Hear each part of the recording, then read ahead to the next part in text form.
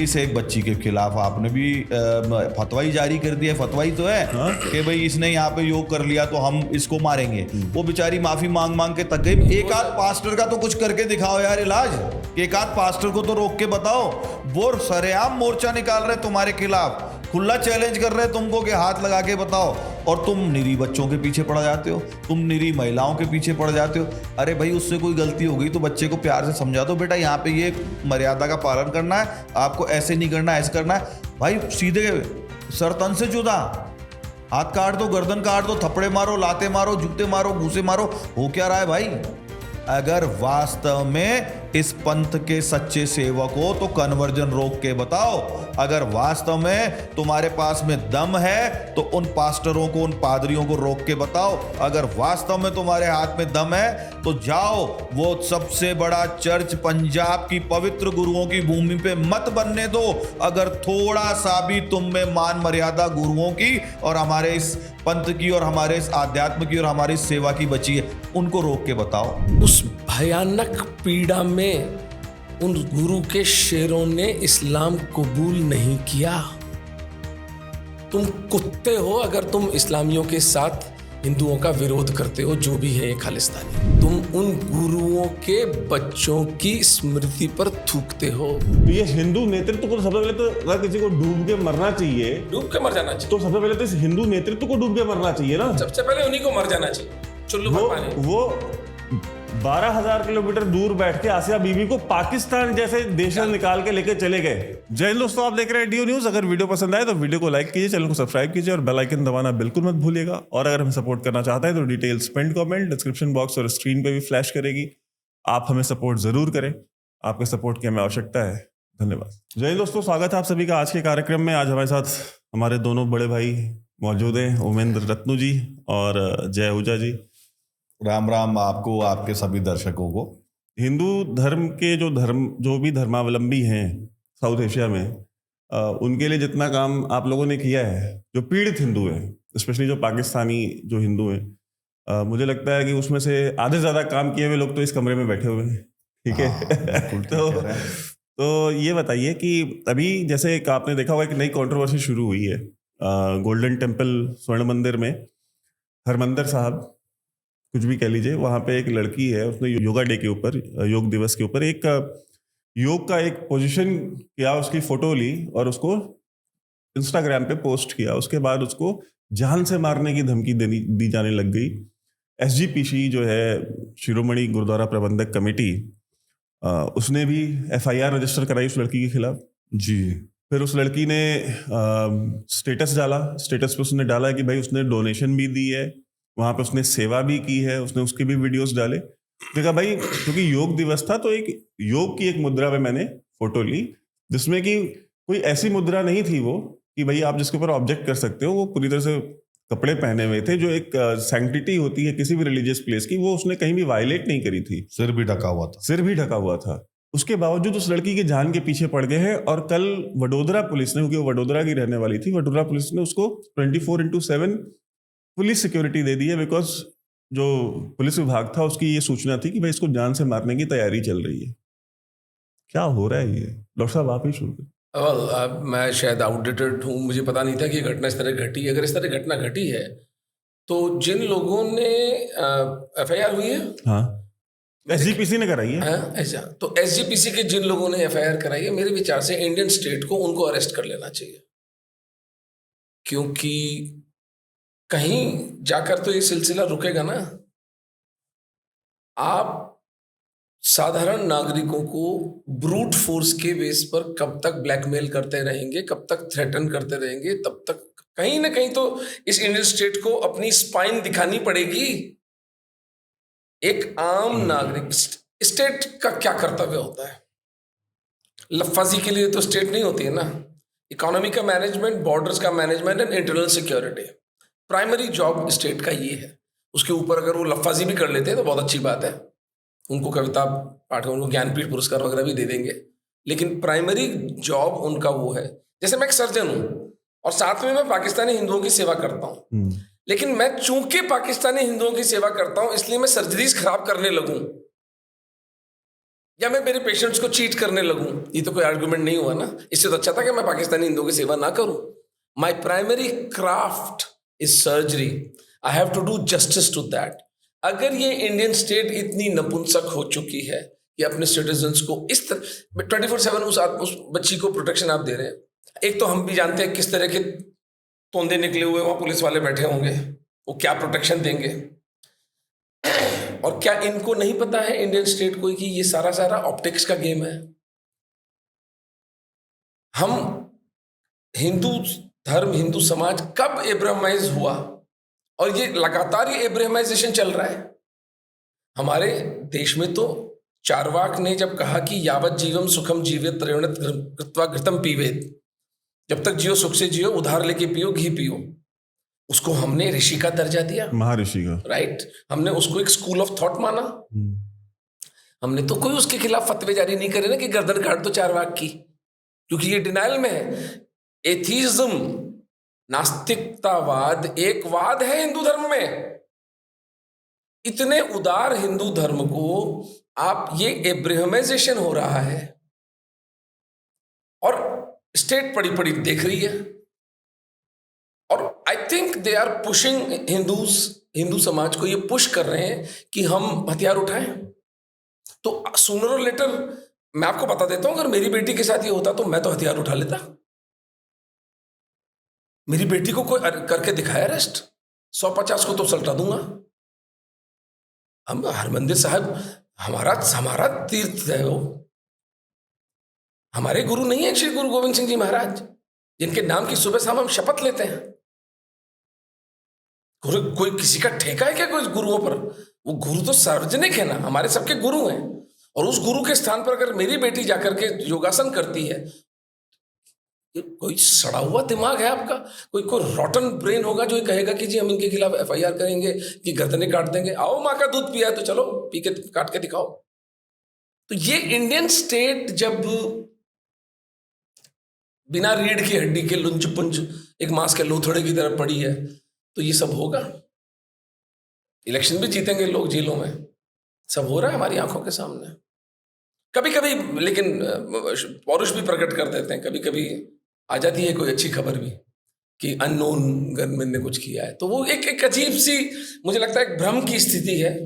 Clarity होनी चाहिए, समाज को क्लैरिटी होनी चाहिए। 120 करोड़ का हिंदू समुदाय इस तरह से दुत्कारा न जाए, इस तरह उसका व्यंग, उसका उपहास, उसकी जो अधिकार है उनका इस तरह हनन ना हो। यही शोभा देता है मॉडर्न वर्ल्ड में मॉडर्न स्टेट को मॉडर्न बिहेवियर रखना चाहिए, ना कि मिडिएवल बिहेवियर रखें। जिन गुरु गोविंद सिंह जी महाराज की कुल देवी नैना देवी थी, साधना उन्होंने चंडी की करी, और उन्हीं गुरु गोविंद सिंह जी महाराज के नाम के नारे लगाने वाले, जयकारे लगाने वाले आज की डेट में एक बच्ची के जान के प्यासे, उसके खून के प्यासे हुए पड़े हैं। मतलब या तो उसको जेल भेज दो या ऊपर भेज दो, दो ही ऑप्शन उन्होंने दिए हुए उस बच्ची के लिए, तीसरा कोई ऑप्शन रह नहीं गया है। आप भारतीय जनता पार्टी से आते हैं, आप कब तक इन चीजों को अलाउ करेंगे कि कब तक इस तरह चलती रहेंगी? वैभव भाई, इस पे मेरा जो भी टिप्पणी होगी वो मेरी व्यक्तिगत होगी। भारतीय जनता पार्टी में काम करने का मतलब ये नहीं है कि मेरी सोचने समझने की और मेरी अभिव्यक्त करने की आज़ादी को मैंने मार दिया है। रही बात इस बच्ची के बारे में, मैं इतना ही कहूँगा कि बाबा नानक ने शुरुआत की करुणा के साथ में, बाबा नानक ने शुरुआत की आध्यात्म के साथ में। मुझे जो सबसे सुंदर चित्र गुरुओं का, सदगुरुओं का, 10 गुरुओं का लगता है, जैसे बहुत घरों में लगा होता है, एक तरफ बाबा नानक खड़े हैं, हाथ में उनके कमंडल है और उनके चेहरे पे एक बहुत ही आध्यात्मिक और दैवीय आभा है, और फिर बीच में 8 गुरुओं के फोटो, छोटे छोटे चित्र लगे हुए हैं, और 10वें गुरु गोविंद सिंह जी महाराज तलवार और बाण लेकर के खड़े हैं, एक पौरुषवान योद्धा के रूप में। तो मैं कई बार, मेरे जो मित्र हैं सिख समाज में, मेरे बहुत बहुत गहरे पारिवारिक संबंध है, मैं उनसे पूछता हूं कि गुरुओं ने सह अस्तित्व का बहुत प्रयास किया और उन्होंने कभी भी इच्छा से हिंसा का मार्ग नहीं चुना। जिस मिशन की या जिस अभियान की, जिस आध्यात्मिक ज्योत का प्रारंभ बाबा नानक ने किया, मजबूरन जब हमारे गुरु अर्जुन देव जी महाराज को बहुत बुरी तरीके से इन तुर्कों ने उनकी हत्या की, उसके बाद में धीरे धीरे ट्रांसफॉर्मेशन हुआ और हमारे 10वें गुरु जी तक आते आते वो कमंडल, तलवार और बाण में परिवर्तित हो गया। हालांकि आर्मी तो 7वें गुरु जी महाराज ने ही बना दी थी, लेकिन यहाँ तक तो एक फुल स्केल आर्मी बन गई थी। और उन्होंने कहा कि अगर इस आर्मी को चलाना है आप लोगों की रक्षा के लिए तो आपको दशवंध भी देना पड़ेगा। जकात का काउंटर अगर किसी हमारे भारत में किसी मनीषी ने किया है तो उसका टक्कर, उसके बराबर का एक टक्कर का मैकेनिज्म गुरु गोविंद सिंह जी महाराज ने शुरू किया है। लेकिन इसका मतलब ये नहीं था कि आत्मरक्षा में यदि आप हथियार उठा रहे हो तो आप में से करुणा समाप्त हो जाएगी, आप में से सेवा का भाव समाप्त हो जाएगा, आप में से वो प्रेम, वो आत्मीयता, वो आध्यात्मिकता समाप्त हो जाएगी। तो बड़ा चैलेंज ये है कि कहाँ से शुरू हुए, कहाँ पहुंचे और क्यों पहुंचे, ये समझते हुए आज कहाँ पहुंच गए। एक बच्ची कैसे थ्रेट हो सकती है किसी भी समाज के लिए? वो बेचारी माफी मांग मांग के थक गई है, मैंने सोशल मीडिया पर देखा, वो वहां पे लंगर में सेवा करके आती है। ऐसे इनोसेंट समाज के अगर कोई बच्चा गलती कर रहा है और वो बच्चा माफी मांग लेता है तो क्या गुरु गोविंद सिंह जी महाराज माफ नहीं करते उसको? अब चलिए मान लीजिए आपके सेंटिमेंट हर्ट हो गए, क्या बाबा नानक उसके सर पे प्यार से हाथ नहीं फेरते, बेटा जा खुश रहे? Very good point. क्या ऐसा नहीं होता? उसके बाद में भी जितने भी हमारे सिख समाज में बड़े बड़े ग्रंथी हुए, रागी हुए, पुण्यात्माएं हुए, संत हुए, क्या उनमें वो करुणा का भाव, असीम करुणा का भाव नहीं था? सब में था। क्या उन्होंने आम लोगों की सेवा नहीं की? सबने की। क्या उन्होंने गरीबों को लंगर नहीं चखाया? चखाया। उन्होंने किसी भी जो है समाज के व्यक्ति के ऊपर कोई सार्वजनिक प्राकृतिक आपदा आ गई तो क्या उनको जाके नहीं संभाला? सबने संभाला। ये क्या हो गया भाई? कर क्या रहे हो? आपको मैं सच बता रहा हूं वैभव भाई, हमारे समाज के आज भी आधे कार्यक्रम, आधे तो लड़के पगड़ी बांध के, दाढ़ी बढ़ा के और बकायदा जो मोने हैं मेरी तरह, जो सहजदारी हैं, वो लोग गुरुद्वारे में फेरे लेते हैं, गुरुद्वारों में हमारे कार्यक्रम होते हैं, तीये की चौथे की बैठकें गुरुद्वारों में होती हैं। भाई हमारे जीवन का हिस्सा है। आप इतना दूर क्यों करना चाहते हो हमको कि हमें मजबूरी में अपने मन पे पत्थर रख के, अपनी आत्मा पे पत्थर रख के हाथ जोड़ने पड़े कि भाई साहब आप ही संभालो? कितनी चैरिटी, सहजदारी करते होंगे आपको इसका अंदाजा नहीं है। कितना असीम विश्वास सहजदारी रखते होंगे आपको इसका अंदाजा नहीं है। अगर आपके धर्म स्थल पे कोई भावना के साथ, कोई अपनायत के साथ, कोई अपनत्व के साथ आ रहा है तो आप उसके साथ इस प्रकार का व्यवहार कैसे कर रहे हो? अरे भाई लड़ना ही है तो सरदार मोहन सिंह जी गुरुद्वारा ननकाना साहब के चीफ ग्रंथी की लड़की ले गए, उसको बचाया क्या? 4 जगह प्रदर्शन करके बैठ गए ना चुपचाप। कोई लीगल बैटल लड़ी आपने? कोई पाकिस्तान पे दबाव बनाया आपने? आपके वहां हालत ये है कि गुरुद्वारों के ताले लग गए हैं पाकिस्तान में, आपने उन गुरुद्वारों को बचाया क्या? सिखों का जेनोसाइड हो गया। आज सबसे बड़ी सिख बस्ती फरीदाबाद में, जिसको टेक केयर हमारे अरुण वालिया भाई साहब करते हैं और उनके साथ मिलकर जय आहूजा और ओमेंद्र रत्नू करते हैं। अरे काम एसजीपीसी का था वहां से सिखों को निकालने का। हमने सारी सिख लीडरशिप को समय समय पे जाकर के कहने समझाने का प्रयास किया, ये अपने लोग हैं, ये मर जाएंगे, उनके केस कत्ल हो रहे हैं, उनके गुरुद्वारे के अधिकार उनसे छीने जा रहे हैं, उनके जीवन का अधिकार छीना जा रहा है। एक इकोसिस्टम ऐसा बनाइए कि वो लोग यहाँ पे आए तो हम उनको बाहें फैला के अपने आप में समेट लें, अपने समाज का हिस्सा बना लें। अरे ये वही तो समाज है जिसको मोदी जी अभी 2021 में बचा के लाए और सह सम्मान गुरु साहब को सिर पे रख के लाया गया उस रेस्क्यू ऑपरेशन में। कर क्या रहे हो भाई? हो क्या गया है? ऐसा कौन सा जुनून छाया हुआ है आपके ऊपर? चाहते क्या हो आखिर? मैं कई बार हमारे मित्रों से कहता हूं भाई अपन जयपुर में रहते हैं, अलवर में रहते हैं। जयपुर और अलवर में जब अपन आके बसे पार्टीशन के बाद में, तो यहाँ का बनिया, यहाँ का ब्राह्मण, यहाँ का जाट, यहाँ का राजपूत, यहाँ का गुजर, यहाँ का मीणा, यहाँ का जैन, यहाँ का ओबीसी, उसने हमको, यहाँ का एससी, यहाँ का एसटी, किसी ने हमसे भेदभाव नहीं किया। सबने हमको बैठने के लिए इजाजत दी, सबने हमको सम्मान दिया, सबने हमको अपने घर का हिस्सा माना, सबने हमारे साथ काम धंधे किए, सबने हमारे साथ लेन देन किया और हम भी बहुत अच्छे निकले। हमारे यहाँ भात नहीं भरते, लेकिन उनकी बहन बेटियों के भात में हम मामा बन के, भाती बन के जाते हैं, बराबर से साथ देते हैं। क्या कर रहे हैं हम? करना क्या चाहते हैं? क्या ये पूरा समाज हमारे विरुद्ध खड़ा करना चाहता है? हमारे विरुद्ध मैं इसलिए कह रहा हूं क्योंकि मैं उस समाज का हिस्सा मानता हूं अपने आप को, मैं उनसे अलग नहीं कर पा रहा हूं अपने आप को। मेरी परवरिश का हिस्सा है गुरुद्वारे में जाना, लंगर में सेवा करना। मेरी परवरिश का हिस्सा है कि मैं जब, मेरे लालन पालन का हिस्सा है, मैं जब गुरुद्वारे के सामने से निकलता हूं तो मैं गुरु साहब की मर्यादा, गुरु घर की मर्यादा जानता हूं। मेरे सिर पे मेरा हाथ अपने आप आ जाता है और मैं झुक के प्रणाम करता हूं, मत्था टेकता हूं, गाड़ी चलाते चलाते भी। ये हमारे संस्कारों का हिस्सा है। आप अपने सगे भाई को अपने से दूर करना चाहते हो और आप एसजीपीसी वाले लोगों को शर्म आनी चाहिए। आप उसी गुरु घर में जहां अहमद शाह अब्दाली ने गाय काट के फेंकी, जहां पे हमारे संत महात्माओं की उन्होंने हत्या की, जहां पूरे स्थान को अपवित्र किया, उसी के वंशजों को तुम बुला करके और उसी प्रेमाइस के अंदर नमाज पढ़वाते हो।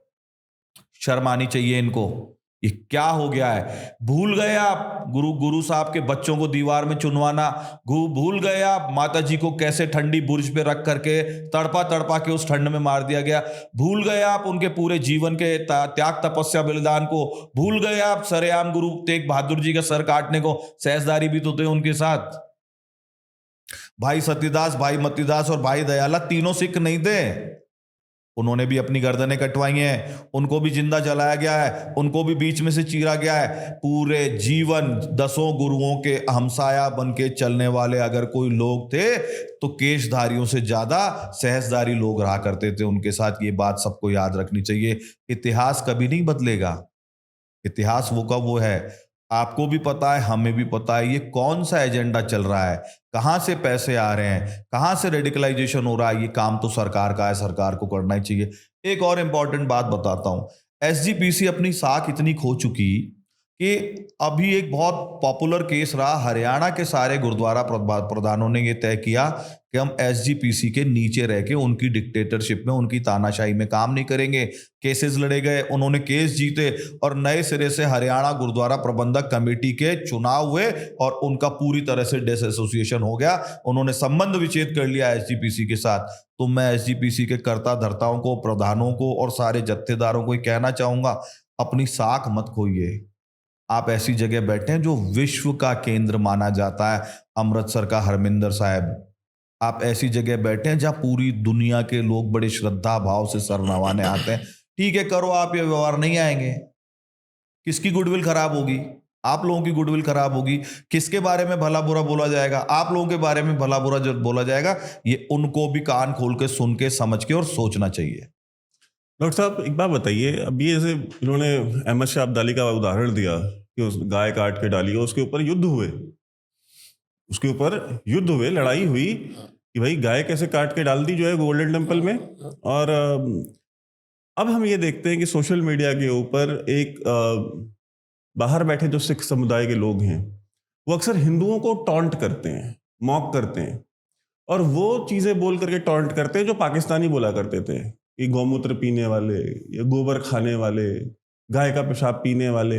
ये यूज करते हैं टू टारगेट हिंदूज, ताकि हिंदू पलट के कुछ ऐसा रिएक्शन दे जिसका फिर वो स्क्रीनशॉट लिया जा सके और उसका स्क्रीनशॉट लेकर के फिर जो सिख कम्युनिटी है उसके बीच में घुमाया जाए कि देखो इन्होंने तुम्हारे गुरु के बारे में ये कहा, देखो इन्होंने तुम्हारे पंथ के बारे में इन्होंने ये कहा। तो ये जो एक पूरे का पूरा प्रयास चल रहा है, ठीक है, और हम देखते हैं कि इवन एसजीपीसी में भी हम देखते हैं कि एसजीपीसी में बैठे हुए बहुत सारे लोग हैं जो समय समय पर इस तरह के बयान देते रहते हैं कि भगवान राम के बारे में आपत्तिजनक बयान दे देते हैं, भगवान कृष्ण के बारे में बोल देते हैं, बहुत कुछ बोलते हैं। वो कहते हैं कि जो राम का वर्णन गुरु ग्रंथ साहब में बोलते हैं, ये वो राम नहीं है जो भगवान राम है, बोले कि ये रमने वाला राम है जो इंसान के मन के अंदर रमता है। वो कहाँ से आता है? वो रमने वाला राम कहाँ से आता है? कोई इनसे पूछे। वो वही बात है, इनसे कौन पूछेगा? इनका एजेंडा क्या है? इनका एजेंडा ये कि कैसे भी करके उसके ऊपर चर्चा ना हो, उस विषय के ऊपर चर्चा ना हो कि राम कौन है, वो कौन सा रमने वाला राम है, कि भाई वो राम नहीं है, बस बात खत्म हो गई। अब रमने वाला कौन है वो तुम जानो, लेकिन ये वो नहीं है जो अयोध्या वाले राम है।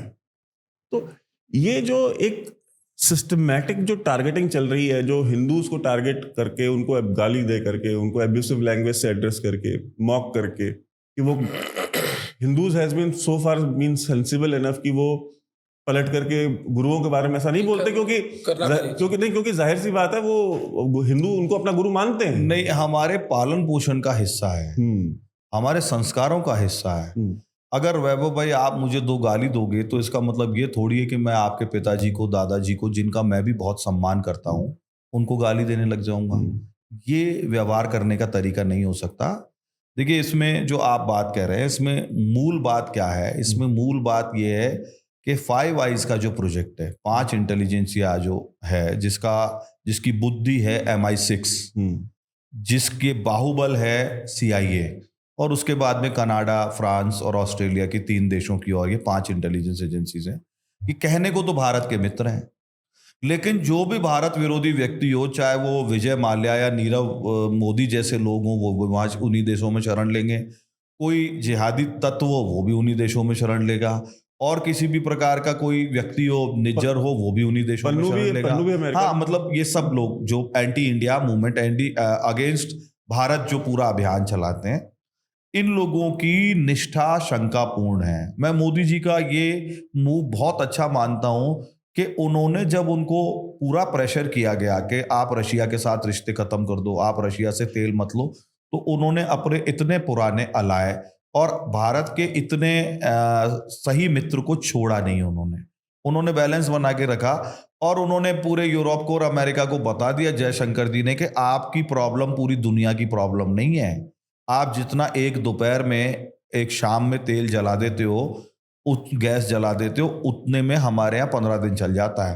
तो आपकी प्रॉब्लम हमारी प्रॉब्लम नहीं है, हमारी प्रॉब्लम है, और हम हर परिस्थिति में अपने देश के नागरिकों के बारे में सोचेंगे।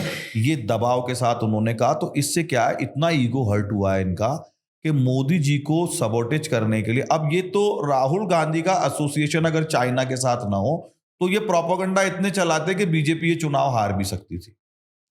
आप देखिए, कुछ चेंजेस आए हैं पाकिस्तान की रणनीति में भी, और इनकी रणनीति में भी, अमेरिकन की रणनीति में भी। अंदर से ये सब लोग एक हैं, और पाकिस्तान आज भी रणनीतिक निर्णय जो लेता है वो अमेरिका के कहने पे ही लेता है, ऐसा मुझे लगता है।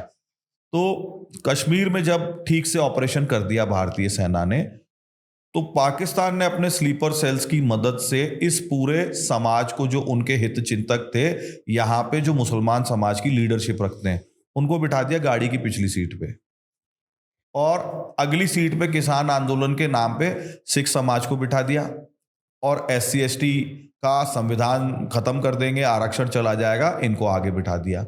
तो पूरा नैरेटिव बदल गया, पूरी व्यवस्था बदल गई।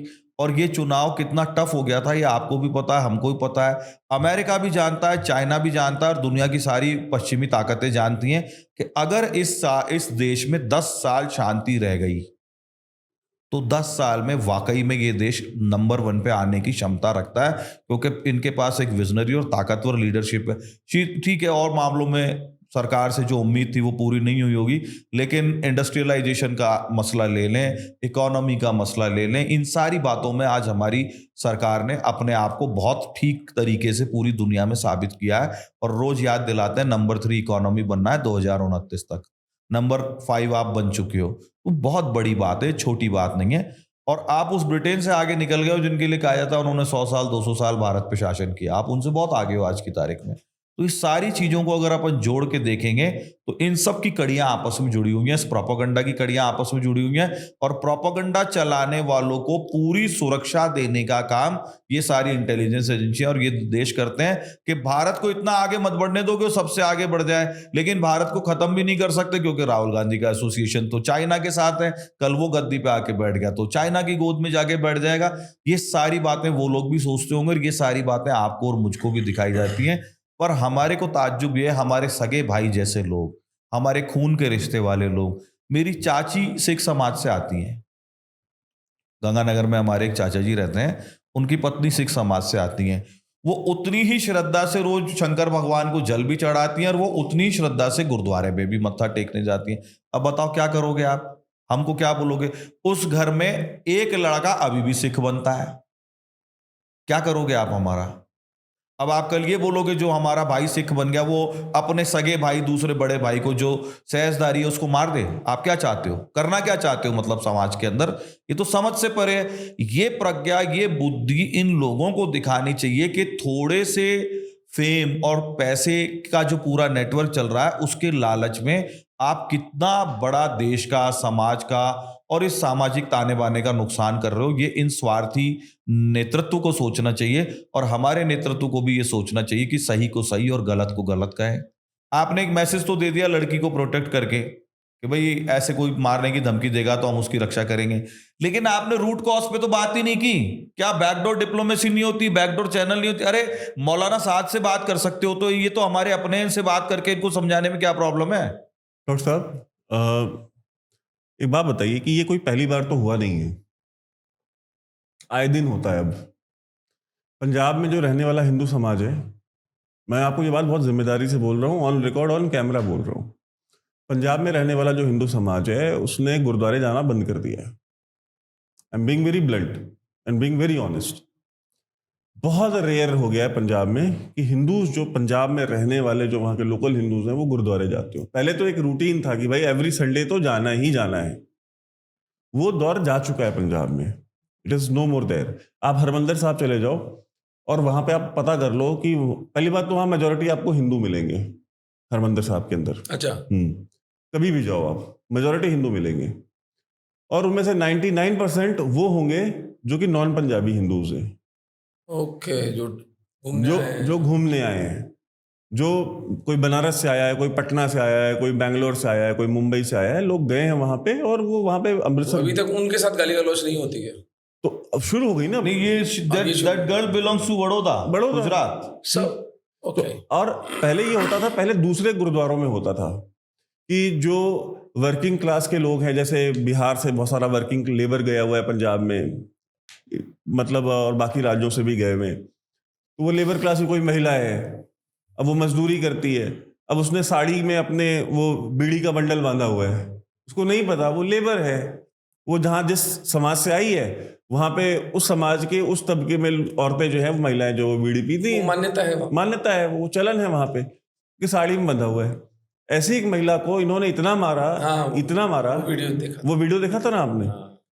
तो जब इस तरह का बर्ताव करेंगे, अब वो महिला तो कोई जानबूझ के लिए बीड़ी लेके आई थी क्या? वो तो पढ़ी लिखी नहीं, उसको तो ना सिक्खी का पता है, ना किसी ने बोल दिया गुरुद्वारा है चली जाओ, वहां मंदिर होता तो मंदिर चली जाती, उसको लगा कि गुरुद्वारा है तो मंदिर ही है, वो चली गई वहां पे, अब उसको पकड़ के मारने लग गए आप। आखिर ये बताओ मैं आपको, आप SGPC जब भी जाएंगे गोल्डन टेम्पल, आप पूछिएगा। मैंने कल ट्विटर पे ये ट्वीट किया था और बहुत सारे लोगों ने बोला कि यार ये चीज हमारे साथ भी हुई है।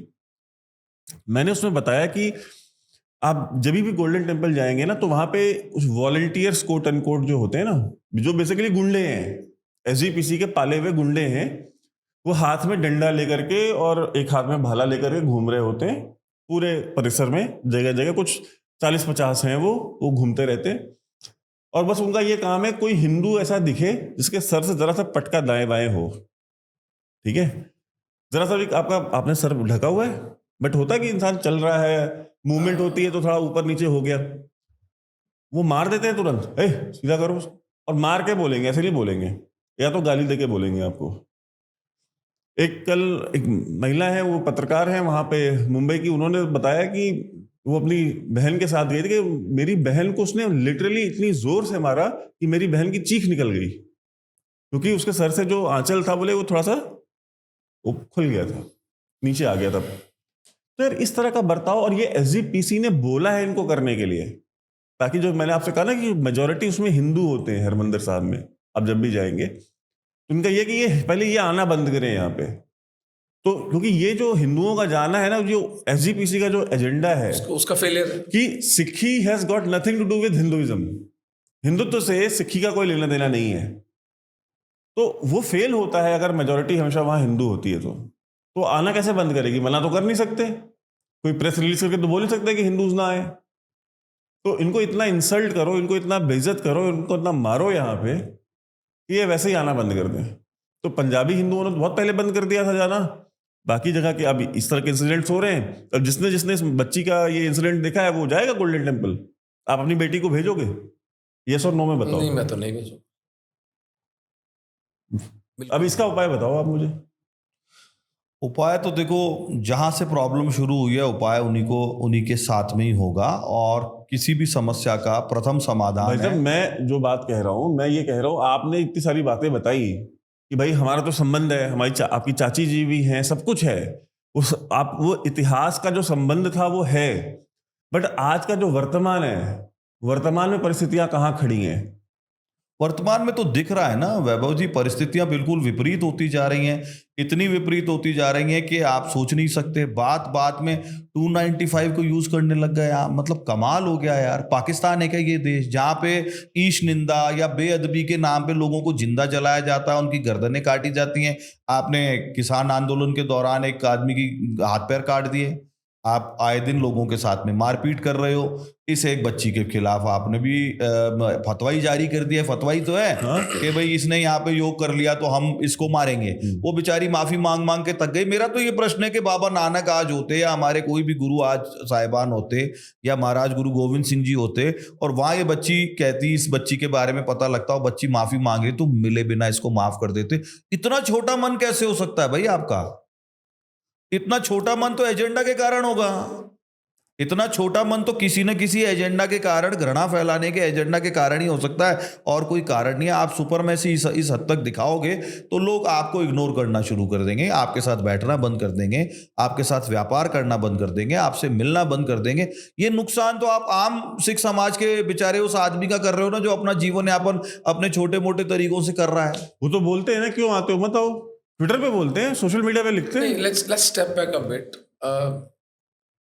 अभी भी मेरा ये मानना है कि 90% सिख जो है वो इस पागलपन का हिस्सा नहीं है। लेकिन जस्ट अ मिनट, नहीं है, मैं भी मानता हूं। पर 10% वो के और 90% चुप बैठा है, चुप इसका बैठा क्या है। मतलब है? नहीं, मुझे बोलने वो चुप बैठा है। मैं एक चीज कहता हूं, ये वही आर्गुमेंट है कि जब ये कहा जाता है कि यार कि कुछ टेररिस्ट हैं तो आप सारे मुस्लिमों को या पूरे मजहब को, पूरे इस्लाम को आप बदनाम कर रहे हो। वहां पर तो अलग बात है, नहीं, वहां तो जो कोर फिलोसफी उस पर भी बात करनी कोई पड़ेगी। कोर फिलोसफी, लेकिन बात यहाँ पे क्या हो रही है, यहाँ पे ये है कि जो प्रैक्टिकल जो आर्गुमेंट है वो ये है, ये जो सारा का सारा जो चल रहा है ना, एनआरआई कम्युनिटी में कोई कंडेम नहीं करता। पहली बात, nobody has ever condemn, no prominent face.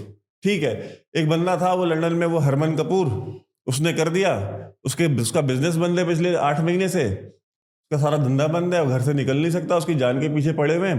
Harman आया भी था यहाँ पे स्टूडियो में, मैं उससे मिला भी था, and his entire business, entire shop is shut. कुछ दिन पहले मैंने देखा उसने ट्विटर पे जो है अपनी क्राउड फंडिंग के लिए लिंक डाला। A businessman who used to earn more than £1 million a year is now crowdfunding. ये टाइम आ गया उसका। The only NRI, prominent NRI who condemned it, ये खालिस्तानियों को। सेकेंडली, इंडिया के अंदर आप आइए, इंडिया के अंदर जितने बड़े इन्फ्लुएंसर्स हैं, जो सिख इन्फ्लुएंसर्स हैं, उनमें से कितने लोग हैं आज सड़क पे किसी सिख के साथ कुछ भी हो जाता है, अगर उसकी दस्तार गिर गई लड़ाई झगड़े में, तो उसको तुरंत सिख इशू बना दिया जाता है, भले ही वो सड़क पे रोड रेज का ही इशू हो। ठीक है, लेकिन उस भाई किसी ने आपने हाथ चलाया, सामने वाले ने चलाया, आपकी दस्तार गिर गई, उस तरह के वीडियो अगर आ जाते हैं तो पूरा का पूरा ट्विटर पे हिंदू समाज मिल करके कंडेम करता है उसको। आपको दिखता है कि आपको ढूंढना पड़ता है कि वो कौन सा हिंदू है जो कंडेम नहीं कर रहा है इसको। लेकिन जब इस तरह का इशू होता है तो हमको ढूंढना पड़ता है वो कौन सा सिख है, प्रोमिनेंट इन्फ्लुएंसर सिख, जो इस चीज को कंडेम कर रहा है। ये डिफरेंस है, ये फैक्ट है। और ये आप और मैं, आप जिस समाज में रह रहे हो, मेरी भी पर्सनल लाइफ में बहुत सारे सिख दोस्त हैं, वो मेरे साथ अपने फोन पे कंडेम करते हैं, लेकिन वो इन्फ्लुएंसर थोड़ी हैं।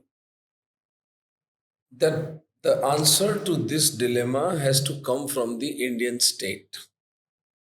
आपको, are you telling me Indian state के पास इतना दम नहीं है कि जो ट्रबल मेकर्स हैं उनको सॉर्ट आउट कर सके?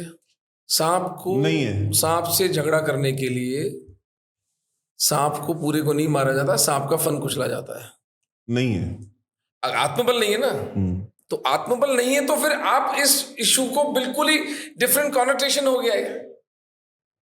जब आप स्वयं पौरुषहीन हैं, आपका नेतृत्व यल्ले पल्लो कर रहा है, तो जो नोटोरियस एलिमेंट है, जिसको राजीव मल्होत्रा अपनी पुस्तक में क्लियरली डिफाइन कर चुके हैं, इस देश के शत्रु हैं, पंचमक्कार हैं, ब्रेकिंग इंडिया फोर्सेस हैं, जो इस देश को तोड़ना चाहती हैं, तो आपने तो खुला फील्ड छोड़ दिया उनके लिए। अब जो 95% सिख समाज हमारा है, जो हमारा भाई है, वो उसको वो उसको एम्पावर करने के लिए क्या किया है इस गवर्नमेंट ने? हम क्यों नहीं ग्रूम करते इनमें से 2-4 यूट्यूबर्स को? हमने कोई छटनी करके 2-4 यूट्यूबर्स को ग्रूम किया, उनको प्रोटेक्शन दिया।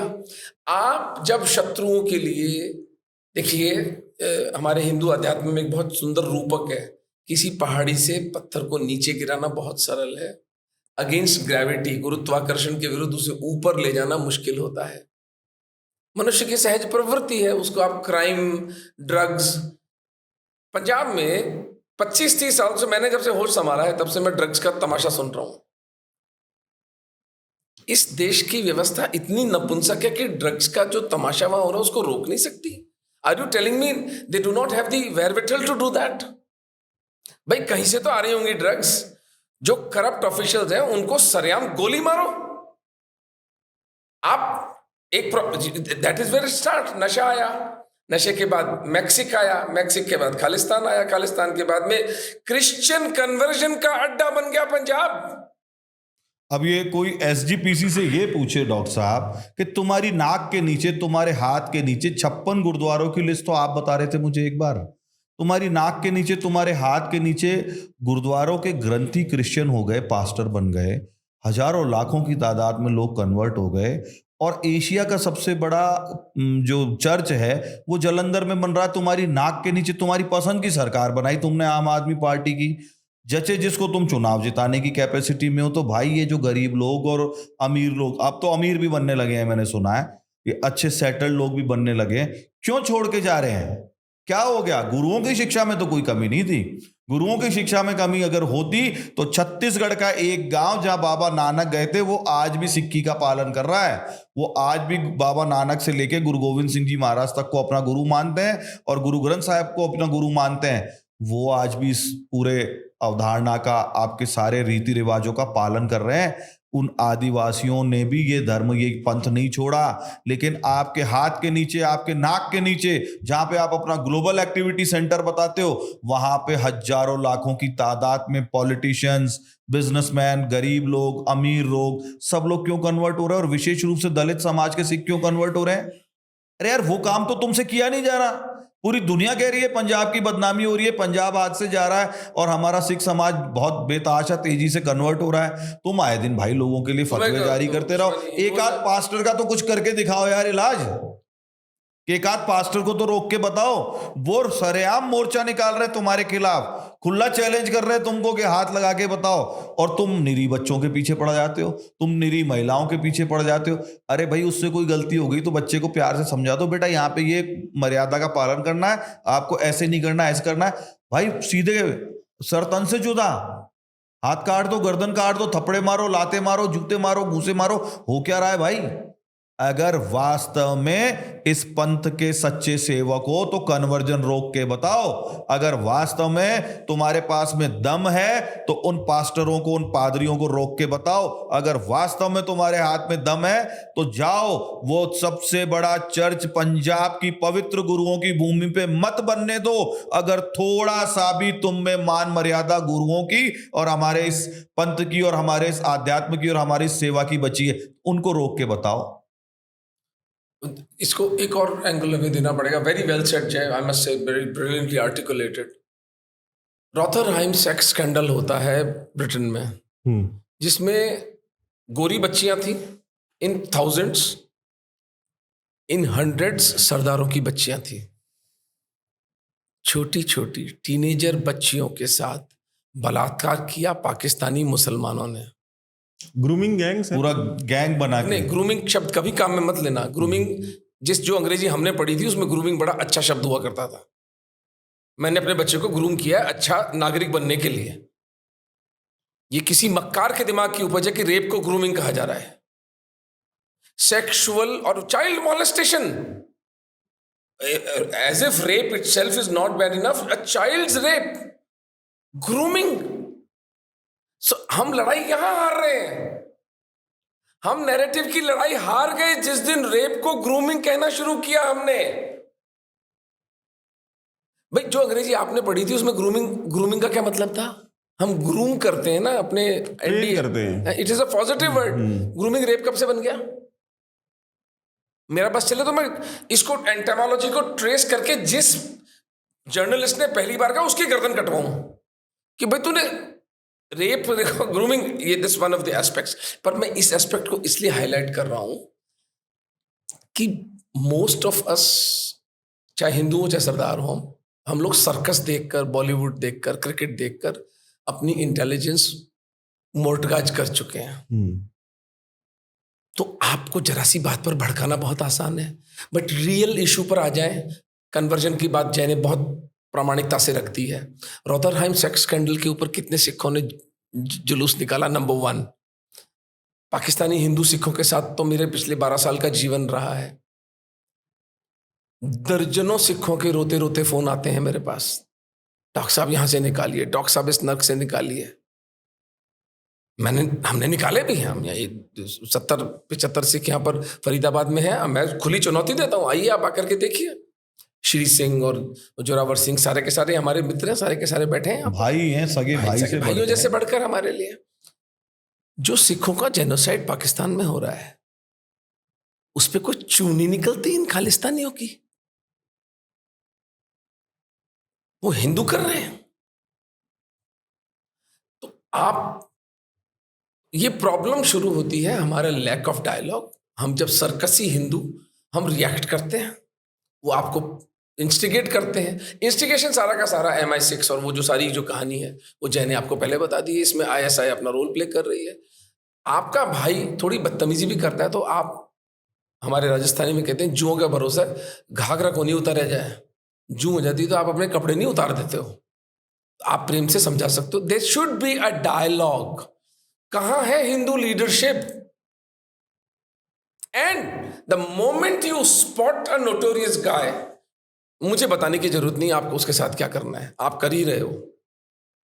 20 लोग होते हैं भाई, 20 लोग इस पूरे कुएं को, तालाब को गंदा कर रहे हैं। वरना सिख, मेरी तो आंख सरदार हुकुम सिंह जी की गोदी में खुली थी भाई, जो गवर्नर थे राजस्थान के। मेरे फादर उनके पर्सनल फिजिशियन थे। मेरे जीवन की पहली स्मृति ये थी कि मैं उनकी दाढ़ी से खेल रहा था और जिद कर रहा था कि आज घर में एम्पाला कार में जाऊंगा, एम्बेसडर कार में नहीं जाऊंगा। ये मेरे जीवन की पहली स्मृति है मेरी। आसपास चारों तरफ हमारे, मेरी बेटी आज अगर एक सरदार से शादी करना चाहेगी, मैं तो कर दूंगा शादी, मुझे कोई बाधा नहीं है। अभी मेरे एक अग्रवाल मित्र हैं, वो मुंह उतार के आया, डॉक्टर साहब हमारे परिवार में एक लड़की है, वो शादी करी, लड़का सिख है। तो मैंने कहा क्या हो गया सिख है तो? आप उसका आर्थिक स्टेटस देखिए, आप उसका व्यवहार देखिए, आप उसका परिवार देखिए। सिख है तो क्या हो गया? बोले यार बातें बढ़ेंगी। मैंने किसको पड़ी है बातें बढ़ेंगी? आपको लगता किसी के पास टाइम है? लड़का अच्छा है तो शादी करिए। वो शादी धूमधाम से हुई। पर क्या हम ये बात मुसलमान और ईसाई के लिए कह सकते हैं? मैं तो कम से कम किसी मुसलमान ईसाई से अपनी बेटी की शादी नहीं कर सकता। जिस समाज के मैं अपनी बेटी देने को तैयार हूं, वो समाज आज मेरे खून का प्यासा है। इसका मतलब कहीं ना कहीं कोई संवादहीनता है। इसका मतलब हम भारत विखंडन शक्तियों के हाथों में खेल रहे हैं। So we have to step back, tempers cool करें, थोड़ा पीछे जाएं, श्री गुरु गोविंद सिंह जी महाराज की पवित्र स्मृति का स्मरण करें।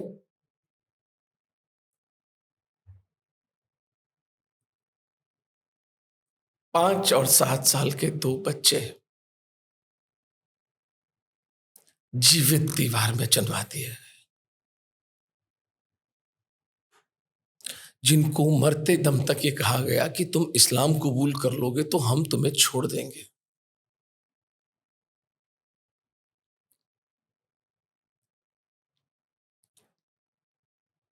उन बच्चों की नाक में गारा गया होगा,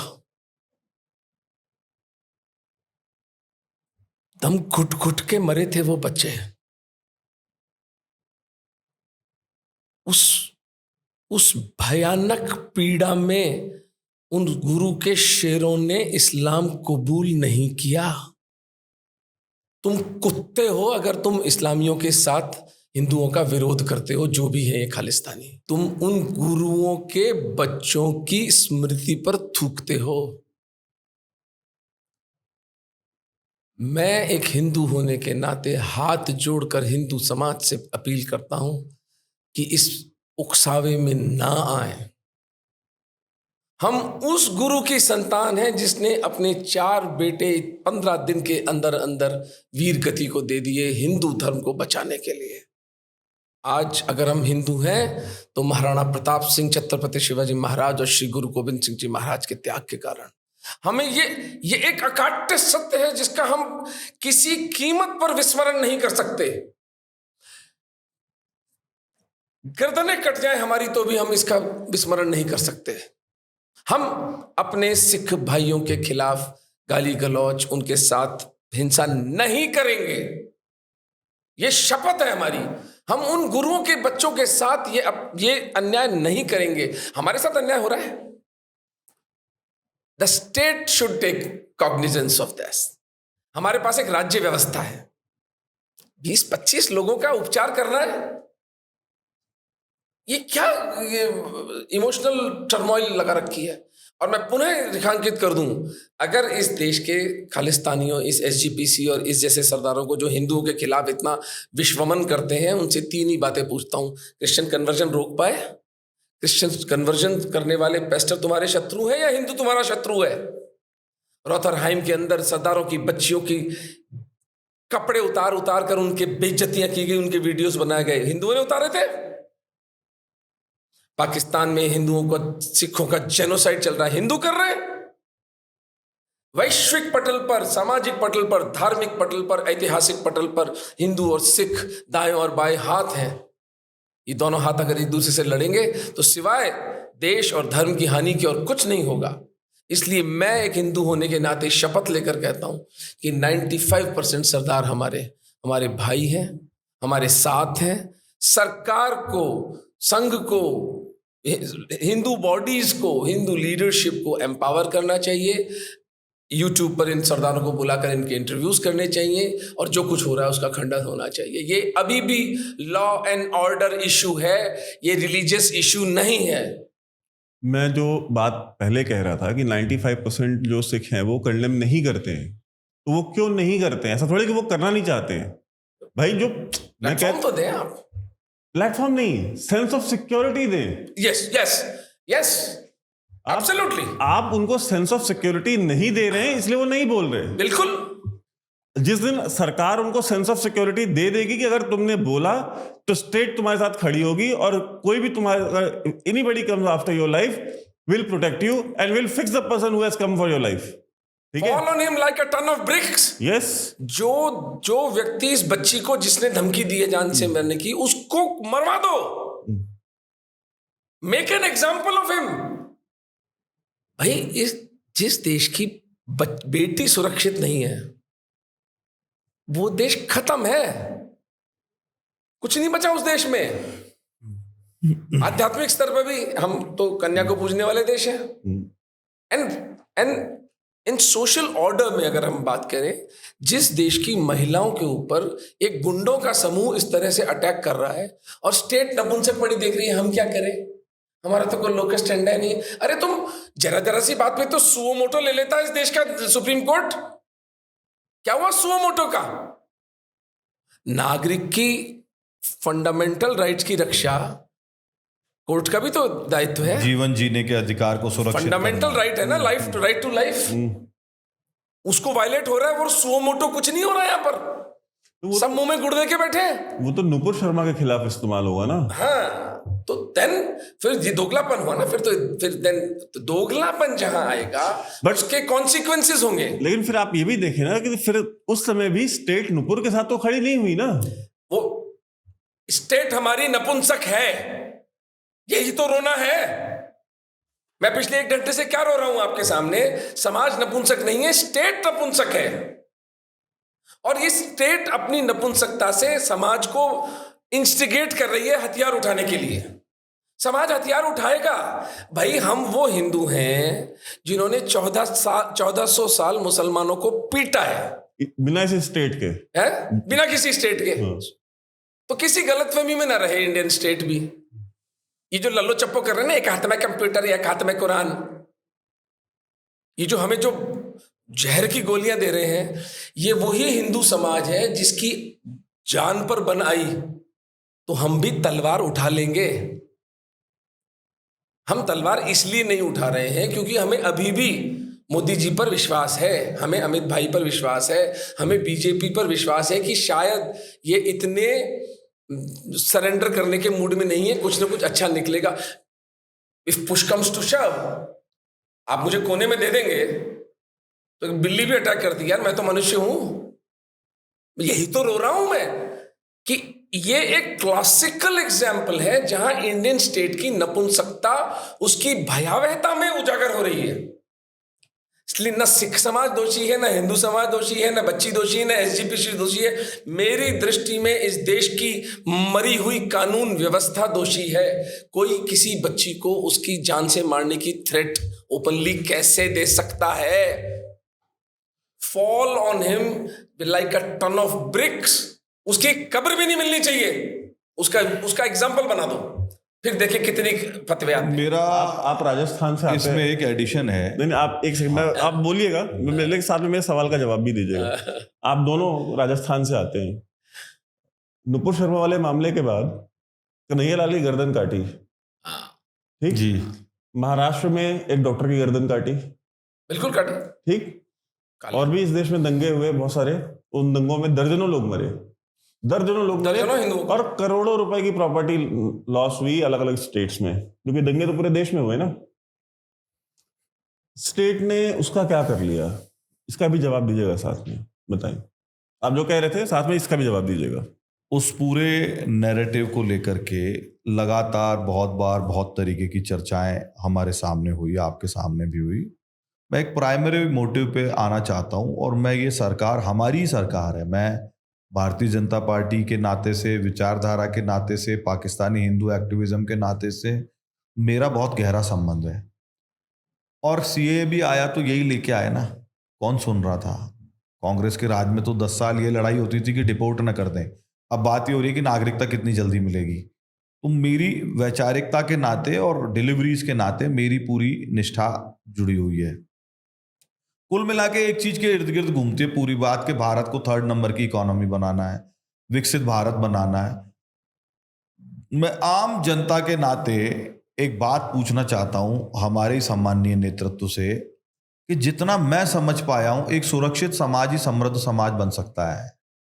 आप कैसे बनाओगे 3rd नंबर की इकोनॉमी अगर यहाँ पे कोई सुरक्षित ही नहीं है? कोई भी फ्रिंज एलिमेंट आकर के कोई भी 295 की कहानी सुना करके और आपको बेअदबी का नाम लगा के सरतन से जुदा करने की बात करेगा, वो चाहे फिर किसी भी मत का, संप्रदाय का, पंथ का व्यक्ति हो, अगर वो करेगा और आप कहोगे हम सुरक्षा दे रहे हैं, पर क्या आप उस बच्ची के जीवन को नष्ट नहीं कर रहे? क्या आपने नुपुर शर्मा के जीवन को नष्ट नहीं होने दिया? क्या उनको नॉर्मल जीवन जीने लायक छोड़ा? क्या आप नुपुर शर्मा अपने परिवार के साथ, अपने भाई बहनों के साथ, या सब जो भी परिजन है उनके साथ कहीं जाने लायक रही हैं? क्या ये जो बच्ची के ऊपर फतवे जारी हो रहे हैं, एसजीपीसी और सारे लोग एफआईआर करा रहे हैं, क्या ये बच्ची कहीं जाने लायक रहेगी? तो जब हमारे समाज की बहन बेटियां, माएँ किसी भी बात पे टारगेटेड होकर के घर से निकलने लायक नहीं रहेगी, तो क्या ये समाज एक सुरक्षित समाज कहलाएगा? तो क्या ये देश एक सुरक्षित देश कहलाएगा? अगर यहाँ समाज और देश सुरक्षित नहीं है तो भाई साहब समृद्धि को भूल जाइए।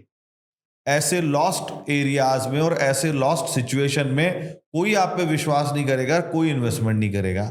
ये एक बहुत महत्वपूर्ण ज्वलंत प्रश्न है। यदि हम सुरक्षित समाज नहीं बना सकते तो ये समाज कभी भी समृद्ध नहीं होगा। इवन जब बात बहुत आगे चली जाएगी तो न जाने कितने एनआरआई, मतलब कितने लोग भारत छोड़ के एनआरआई हो जाएंगे, कोई यहाँ रहना पसंद नहीं करेगा। हमारी जैसों की बात अलग है, हमको तो जीना यहाँ, मरना यहाँ और इसके सिवा जाना कहाँ। लेकिन एक आम आदमी जिसका इन सब चीजों से कोई सरोकार नहीं है, अब जैसे इस योग टीचर का कोई सरोकार नहीं था, आगे बेचारी फंस गई, अब क्या करेगी ये? उसको देख के क्या 50 लोग और नहीं सोचेंगे, उसकी कॉलोनी के 100 लोग और नहीं सोचेंगे कि अगर इतनी एबनॉर्मल लाइफ है हमारे ही देश में, हमारे ही प्रदेश में, और जहाँ 25-30 साल से बीजेपी की सरकार है, तो भाई फिर हम क्या कर रहे हैं, क्यों वोट दे रहे हैं, और हमको बचाएगा कौन, हमारी जिम्मेदारी कौन लेगा, हमारी मालकी कौन करेगा?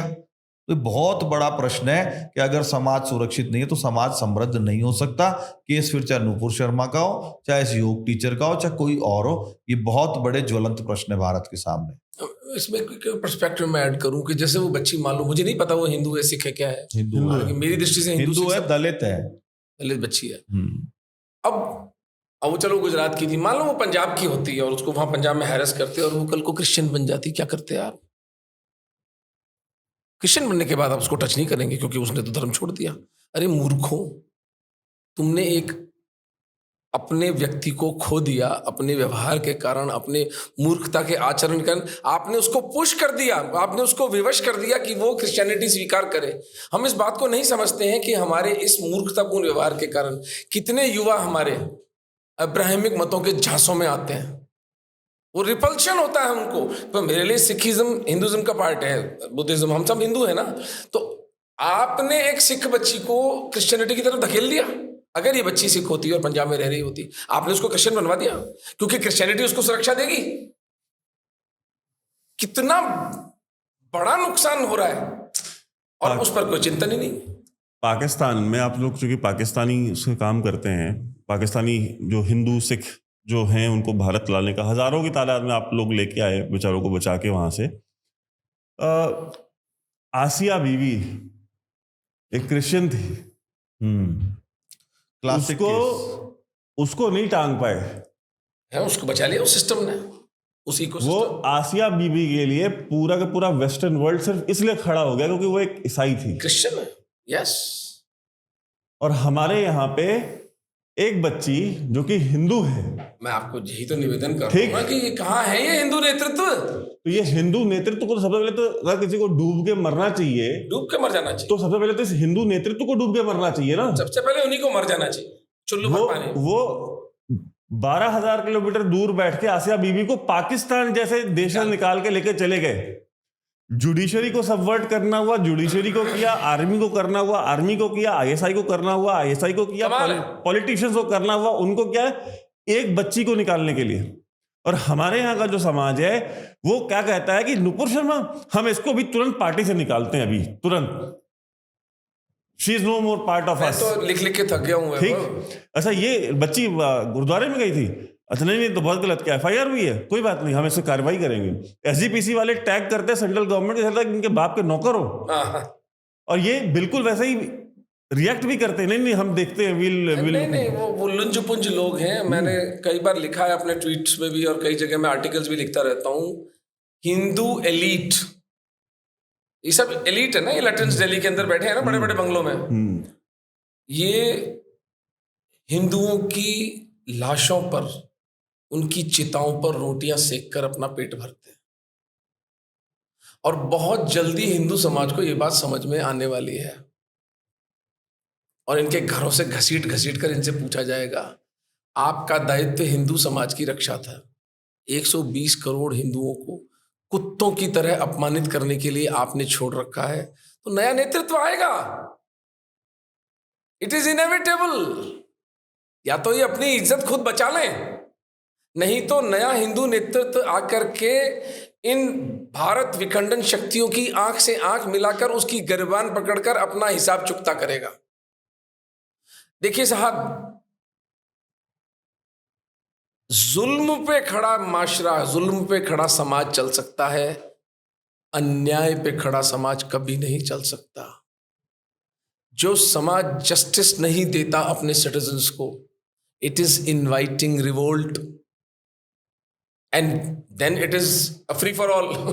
उसके कैस्केड होता है, वो उसके ऊपर किसी का बस नहीं होता है। एक 5 को मारता है, 5 10 को मारते हैं, 10 20 को मारते हैं। आप सिविल वॉर चाहते हैं देश के अंदर, जरूर करिए, हिंदुओं के साथ में विश्वासघात जरूर हिंदुओं को मरने के लिए छोड़िए, लेकिन हिंदू भी इतना नपुंसक नहीं है। मैं फिर कहता हूं, 1400 सालों तक मुसलमानों को हमने पराजित किया था। हम वही हिंदू हैं और हम वही हिंदू हैं जो अगले 1400 साल तक भी समर्पण नहीं करेंगे। आप कितनी ही मीठी मीठी शहद की जहर की गोलियां हमें खिलाने का प्रयास करें। मैं तो महाराणा पुस्तक के चक्कर में पूरे भारत में मेरा घूमता हूं, विदेशों में भी जाता हूं। जो रॉ एनर्जी हिंदुओं में है इस वक्त, it's just a matter of time. ये और ऐसी हरकतें करते रहे। हिंदू नेतृत्व की बात कर रहा हूं, मरने के लिए छोड़े हिंदुओं को इन भेड़ियों के सामने। अल्टीमेटली हिंदू समाज को खुद खड़ा होना पड़ेगा। जब आप दोनों लोग आए, आपका बहुत बहुत धन्यवाद। और आपको शुभकामनाएं इस बात की कि आप आगे ही इस तरह से काम करते रहें। और धर्मांश के बारे में एक वीडियो हम सिर्फ धर्मांश पे करें, करना बिल्कुल ठीक है? बनता है। हाँ, और एक वीडियो हम जरूर करेंगे। और नेक्स्ट टाइम आप जब भी आएंगे तो हम सिर्फ धर्मांश की बात करेंगे और कुछ नहीं करेंगे। बहुत बहुत धन्यवाद। Thank you. आपका भी बहुत बहुत धन्यवाद। Thank you.